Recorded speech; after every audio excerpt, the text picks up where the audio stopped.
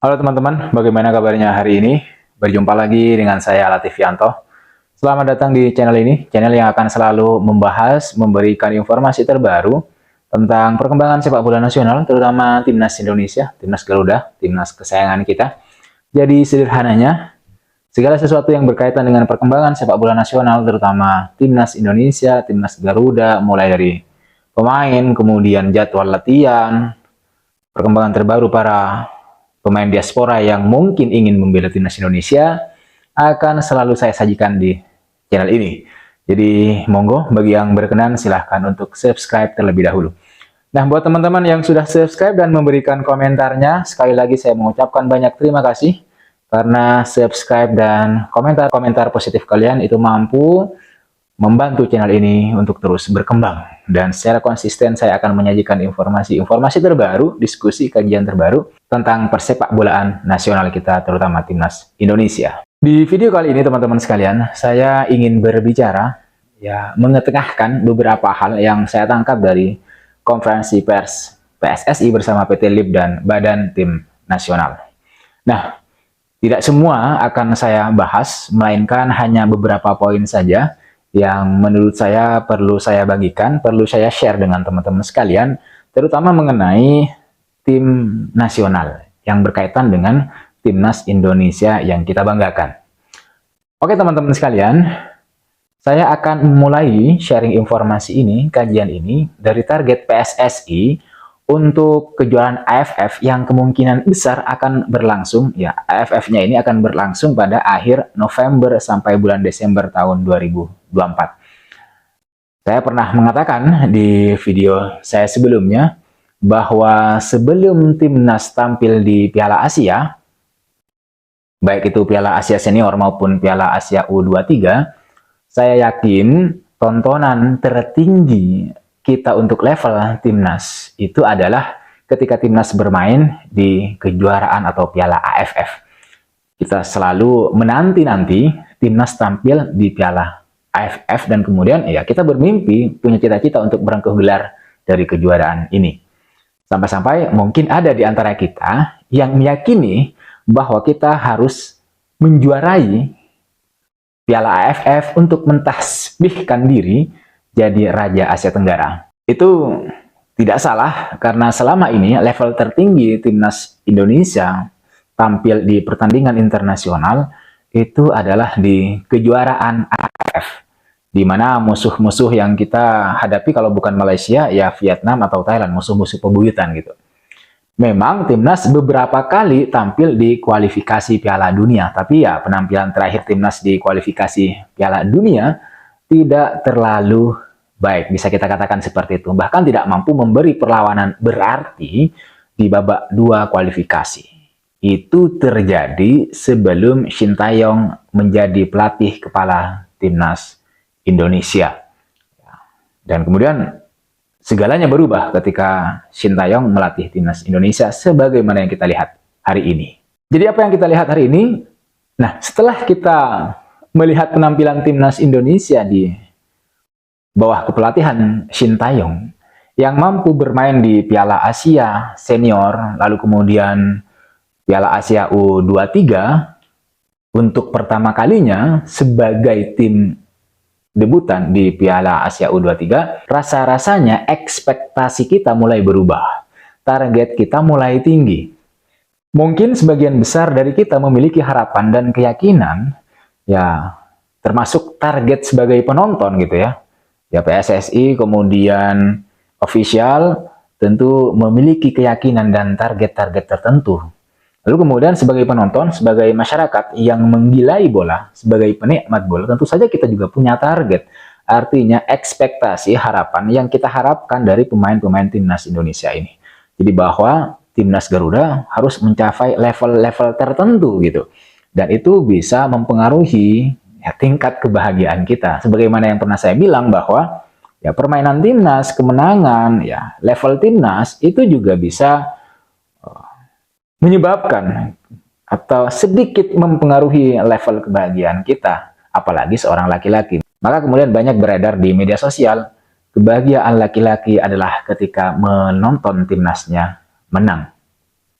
Menurut saya kalimat kecil yang menurut saya mengena gitu, benar gitu. Oke, kita kembali ke target sebagai penonton, bahwa kita mungkin punya harapan dan keyakinan bahwa sebaiknya memang sudah saatnya nih bagi timnas Indonesia untuk bersaing di level Asia bahkan dunia gitu. Nah, sekali lagi ekspektasi itu ada, muncul setelah kita melihat penampilan timnas Indonesia di Piala Asia dan di kualifikasi Piala Dunia round 2. Lebih-lebih lagi, yaitu ketika timnas kita itu lolos ke putaran 3 kualifikasi yang akan berlangsung nanti bulan September. Saya yakin, setidaknya menurut saya pribadi gitu, kejuaraan AFF itu menjadi tidak menarik lagi. Ini bukan karena saya meremehkan Piala AFF gitu, bukan. Melainkan ya karena kalau di Piala AFF, tim-tim yang kita hadapi ya itu-itu saja gitu. Apalagi dengan permainan-permainan kasar yang kadang-kadang juga dibiarkan oleh wasit. Terlalu banyak kecurangan dan kejanggalan-kejanggalan, entah itu kecil maupun besar, yang menurut saya mungkin hanya terjadi di kejuaraan AFF. Dan itu sangat disayangkan. Itulah kenapa kemudian bisa sedikit disimpulkan bahwa kejuaraan ini, kejuaraan AFF, itu mungkin saja bisa membuat kualitas permainan timnas itu tidak berkembang. Tetapi poinnya bukan itu ya, poinnya bukan kejuaraan AFF itu jelek, kejuaraan AFF itu tidak memberikan kontribusi yang signifikan terhadap peningkatan kualitas permainan. Bukan. Dan saya juga tidak menganggap bahwa Piala AFF itu ya cukup kecil atau tidak penting, tidak seperti itu yang saya maksud. Tapi kita harus memiliki skala prioritas. Yang mau kita prioritaskan ini yang mana gitu. Dengan kondisi di mana kejuaraan AFF itu selalu begitu. Selalu seperti yang kita lihat sebelumnya begitu. Yang menurut saya juga tidak akan membantu pengembangan atau perkembangan permainan. Tetapi mungkin bisa dijadikan sebagai ya, training saja gitu, lahan untuk berlatih saja, itu mungkin bisa gitu ya. Jadi sekali lagi teman-teman, poinnya bukan itu. Poinnya adalah bahwa saat ini yang harus diprioritaskan adalah agar bagaimana timnas kita itu tampil di kejuaraan Asia level yang lebih tinggi. Kejuaraan yang diakui oleh FIFA. Oleh sebab itu, kejuaraan di luar agenda FIFA, saya kira cukup sebagaimana yang saya bilang tadi, cukup dijadikan laga uji coba saja. Sebagai training saja untuk meningkatkan skill dan menambah jam terbang para pemain, terlebih lagi para pemain muda. Maka kemudian menurut saya agak masuk akal dan saya setuju jika kemudian PSSI menjadikan Piala AFF itu sebagai sasaran antara dan menjadikan SEA Games itu sebagai SEA Games 2025 sebagai target atau prioritas utama. Artinya ya kita jangan terlalu tergila-gila dan kemudian mengerahkan semuanya, segala tenaga dan pikiran untuk menjuarai Piala AFF seperti tahun-tahun sebelumnya begitu. Yang selalu kesandung di final. Ya, runner up lagi gitu. Itulah kenapa kemudian dalam hasil pertemuannya dengan PT LIP, baik PSSI maupun PT LIP, itu kemudian menyepakati untuk SEA Games Liga berhenti. Sedangkan untuk AFF, Liga terus jalan alias tidak berhenti. Sekali lagi, ini bukan berarti AFF tidak penting atau tidak masuk skala prioritas. Tapi memang karena kalender pertandingan itu sangat banyak, sangat menumpuk. Sehingga harus dipilih agenda-agenda yang prioritas. Apalagi pemain juga tidak bisa dipaksa untuk bermain terus-menerus. Karena pasti para pemain itu ada titik di mana mereka mengalami kelelahan, lalu kemudian ya bahkan mungkin cedera juga. Dan untuk biar tidak cedera maka ya harus ritme pertandingan harus diperhatikan. Siapa lagi kalau yang mau memperhatikan kalau bukan misalnya PSSI dan kemudian PT LIP gitu. Dan PSSI menurut saya juga harus mempertimbangkan apakah semua kejuaraan yang ada, terlebih lagi misalnya kejuaraan yang tidak masuk di agenda FIFA, kita harus ikutin dengan segala tenaga dan pikiran. Kita harus kerahkan semua. Padahal ya tidak masuk agenda FIFA. Lalu kemudian kita akan memaksa para pemain yang sudah padat jadwalnya karena banyak pertandingan di liga. Itu hanya liga dalam negeri. Belum lagi kita masih ada liga internasional misalnya AFC dan sejenisnya. Nah, ini akan menyita banyak tenaga dan waktu dari para pemain. Maka PSSI saya kira cukup bijak jika kemudian ya memilih prioritas mana nih yang perlu kita utamakan. Ya, dalam posisi ini saya setuju, saya agak sepakat dengan PSSI yang menjadikan AFF sebagai ya sasaran antara dengan memanggil para pemain muda. Apalagi ketua PSSI memang menginginkan pembibitan pemain muda tetap berlangsung dengan tidak lagi memanggil para pemain muda yang sudah pernah tampil di timnas senior untuk kembali membela atau bermain di timnas pada kelompok usia, kelompok umur. Maka wajar jika kemudian Piala AFF 2024 tidak ditargetkan juara dan justru dianggap sebagai ajang latihan saja, persiapan untuk SEA Games nanti, SEA Games 2025. Ini menurut saya bagus juga. Nah, kemudian selain target-target ke depan, ya termasuk skala prioritas tadi antara SEA Games dan kemudian kejuaraan AFF seperti yang saya bicarakan sebelumnya, PSSI bersama PT LIB itu juga bicara soal pengaturan atau sinergitas atau sinkronisasi antara kalender liga dengan kalender timnas.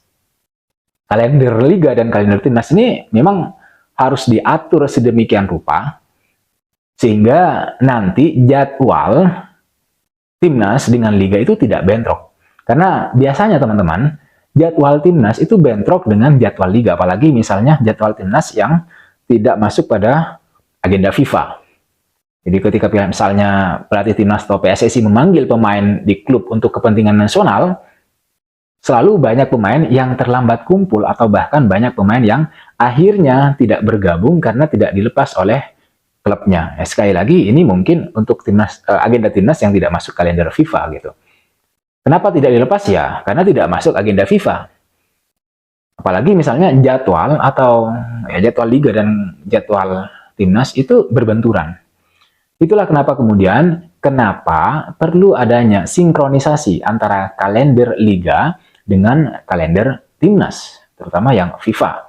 Dan itulah yang kemudian didiskusikan oleh PT LIB, yaitu untuk mensinkronkan bahwa liga dan timnas itu harus sinkron jadwalnya. Ya karena agenda timnas nasional itu kan bukan agenda FIFA. Sementara kalau di luar agenda FIFA, klub itu masih punya pertandingan di liga.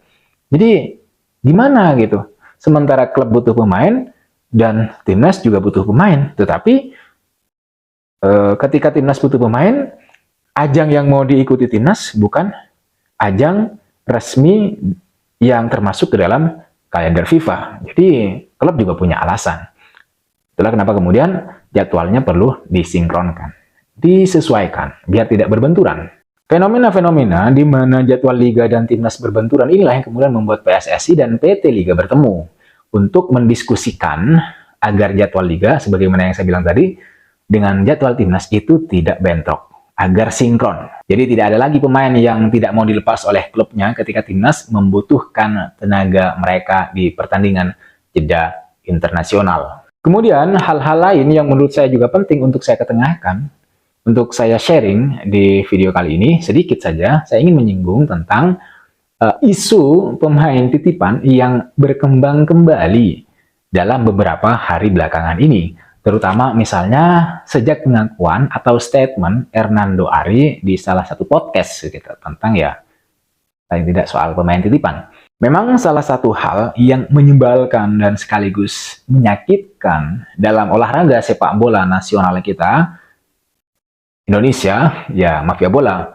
Mafia bola ini menurut saya bukan hanya match fixing gitu ya, tetapi juga mereka yang mengandalkan segala cara agar mungkin familinya, anaknya, sepupunya dipilih atau menang dalam seleksi timnas. Jadi fenomena ini kemudian kita kenal sebagai pemain titipan. Mungkin dulu ramai ya soal mafia bola, kemudian pemain titipan. Saya juga tidak tahu nanti ramainya seperti apa dulu itu. Tapi inilah salah satu isu yang berkembang. Dan tidak bisa dipungkiri bahwa kasus seperti ini, pemain titipan, mungkin ada di tubuh klub dan kemudian timnas. Saya tidak tahu persis apakah ada hal-hal semacam itu sekarang di tubuh timnas gitu ya. Dan yang mau saya sampaikan bukan benar tidaknya.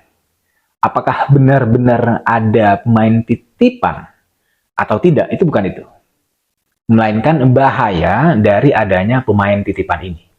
Karena kalau ada pemain titipan, maka pemain-pemain yang sebenarnya memiliki skill dan kemudian pantas lolos seleksi, tetapi karena dia bukan titipan, maka bisa-bisa dia tidak lolos. Saya tidak ngomongin apakah itu di timnas atau di daerah-daerah.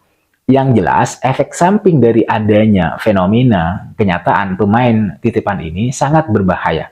Dan seharusnya memang tidak ada dalam tubuh sepak bola, terutama ya dimanapun sepak bola itu ya, karena ini mengancam karir sepak bola seseorang. Nah, berkaitan dengan ini, Ketua Badan Tim Nasional Pak Sumarji menjelaskan bahwa perekrutan pemain itu sudah dilakukan dengan sangat ketat begitu. Jadi pemilihan pemain yang akan dipakai untuk memperkuat tim nasional, Timnas Garuda itu sudah melalui proses yang cukup panjang dan kemudian itu juga yang mendasari penilaian dari tim yang sudah ada, baik itu head coach maupun para asistennya.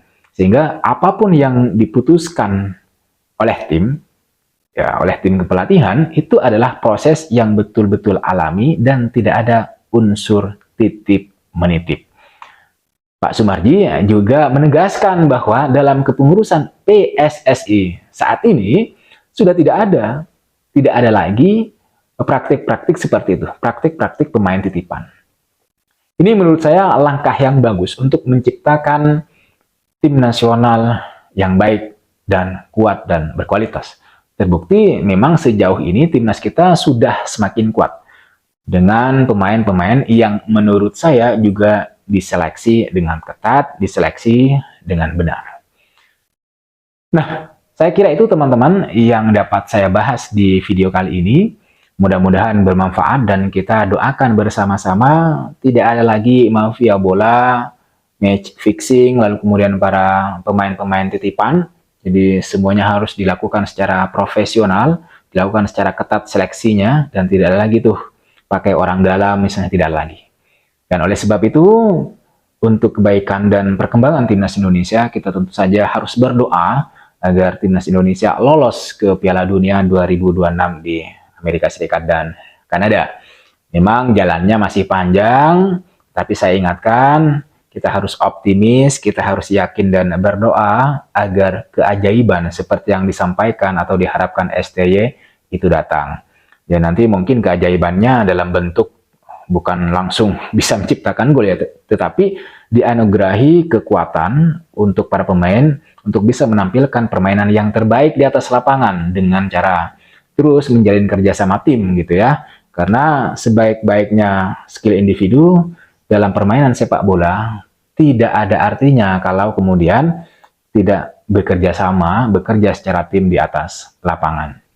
Saya kira itu teman-teman yang saya hadirkan, yang bisa saya bahas pada video kali ini untuk teman-teman sekalian. Sekali lagi, tonton video ini sampai selesai. Jangan lupa like, comment, dan subscribe. See you on the next video.